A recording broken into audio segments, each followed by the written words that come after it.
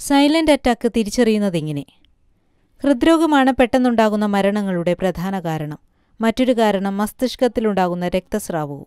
Heart attack എപ്പോൾ ആർക്ക് എവിടെ വെച്ച് സംഭവിക്കും എന്ന് പറയാനാകില്ല. കുഴഞ്ഞു വീണും ഉറക്കത്തിലും നനച്ചിരിക്കാത്ത സമയത്തും മരണം കടന്നെത്തി ജീവൻ കവരും. ലോകത്തെ മരണങ്ങളിൽ 24% ഹൃദയരോഗങ്ങൾ മൂലമാണ്.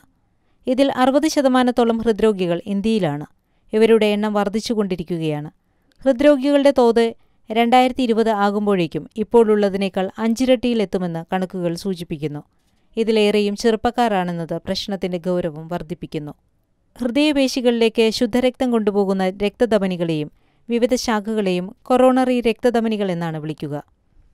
ഇവയിൽ കൂടി ഒഴുകുന്ന ശുദ്ധരക്തമാണ് ഹൃദയപേശികളിലേക്ക് ആവശ്യമുള്ള ഊർജ്ജവും ഓക്സിജനും എത്തിക്കുന്നത്. രക്തത്തിലടങ്ങിയ കൊളസ്ട്രോൾ, പ്ലേറ്റ്ലെറ്റുകൾ, കൊഴുപ്പിന്റെ അംശങ്ങൾ, കാൽസ്യം ലവണങ്ങൾ എന്നിവ രക്തധമനികളുടെ ഭിത്തികളിൽ അടിഞ്ഞുകൂടിയും ക്രമേണ രക്തധമനികളുടെ വ്യാസത്തെ കുറയ്ക്കുകയും അതുമൂലം ഹൃദയപേശികളിലേക്ക് ആവശ്യമായ ഊർജ്ജവും ഓക്സിജനും എത്തുന്നത് തടസ്സപ്പെടുത്തുന്നതുമാണ് ഹൃദയാഘാതങ്ങൾക്ക് കാരണം. Silent attack. ലക്ഷണങ്ങളൊന്നും പ്രകടിപ്പിക്കാതെ നിശബ്ദമായി എത്തി ജീവൻ കവരുന്ന സൈലന്റ് അറ്റാക്കിനെ ഏറെ പേടിക്കേണ്ടതുണ്ട്. പ്രമേഹ രോഗികളിൽ ഇതിന് സാധ്യത കൂടുതലാണ്. പലപ്പോഴും ഉറക്കത്തിലെ മരണത്തിന് പ്രധാന കാരണം ഇതാണ്. ഏറ്റവും ശക്തിയേറിയതും ഹാനികരവുമായ അറ്റാക്കാണിത്. സൈലന്റ് അറ്റാക്കിൽ നെഞ്ചുവേദന അനുഭവപ്പെടാനുള്ള സമയമോ പ്രയാസം മറ്റൊരാളെ അറിയിക്കാനുള്ള സമയമോ ലഭിക്കില്ല. രോഗി അബോധാവസ്ഥയിലേക്കും അറിയാതെ മരണത്തിലേക്കും അതിവേഗത്തിൽ നീങ്ങും. Congestive heart failure.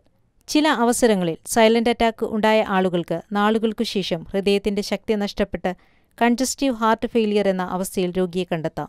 ഈ സ്ഥിതിവിശേഷമാണ് ഇന്ന് ലോകത്ത് വർദ്ധിച്ചുകൊണ്ടിരിക്കുന്ന ഒരുതരം ഹൃദ്രോഗം. ഈ അവസ്ഥയിൽ രോഗിക്ക് നടക്കാനുള്ള പ്രയാസം, ശ്വാസം മുട്ട് എന്നിവ അനുഭവപ്പെടും. രാത്രി 2-3 മണിക്കൂർ ഉറക്കത്തിനു ശേഷം ശ്വാസം മുട്ട് അനുഭവപ്പെട്ടുണരുന്ന അവസ്ഥയുമുണ്ടാകാം. ചില അവസരങ്ങളിൽ ശരീരം മുഴുവനും അല്ലെങ്കിൽ കാലിന്റെ നീരിന്റെ അംശം കൂടി കാൽ വീർക്കുന്ന അവസ്ഥയുണ്ടാകാം. ഈ അവസ്ഥയിലുള്ള രോഗികൾ അല്പായുസ്സുകളാണ്. ഇവരിൽ 75% രോഗികളും 1 വർഷത്തിനകം മരിക്കാൻ ഇടയാകുന്നു. ഇതിനുള്ള കാരണം പുകവലി, മദ്യപാനം, വ്യായാമമില്ലായ്മ, കൊളസ്ട്രോളിന്റെ അളവ് കൂടുതൽ, മാനസിക സംഘർഷം, അമിതവണ്ണം, കൊഴുപ്പ് കലർന്ന ഭക്ഷണങ്ങളുടെ അമിത ഉപയോഗം, രക്തസമ്മർദ്ദം, പ്രമേഹം, ജനിത കാരണങ്ങൾ എന്നിവയ്ക്കാണ് ഇതിനുള്ള പ്രധാന കാരണങ്ങൾ. ലക്ഷണങ്ങൾ: നെഞ്ചുവേദന, വയറിന്റെ മുകളിൽ വേദന, നെഞ്ചിൽ ഭാരമുള്ള അനുഭവം, കയറ്റം കയറുമ്പോൾ, അമിത ജോലി ചെയ്യുമ്പോൾ കിതപ്പ്, തൊണ്ടയിൽ പിടുത്തം എന്നിവ രോഗലക്ഷണങ്ങളാണ്. ഇത്തരം അവസ്ഥ തുടരുകയാണെങ്കിൽ ഹൃദയപേശികളിൽ ചതവ് പറ്റുകയും ഹൃദയാഘാതമുണ്ടാവുകയും ചെയ്യാം.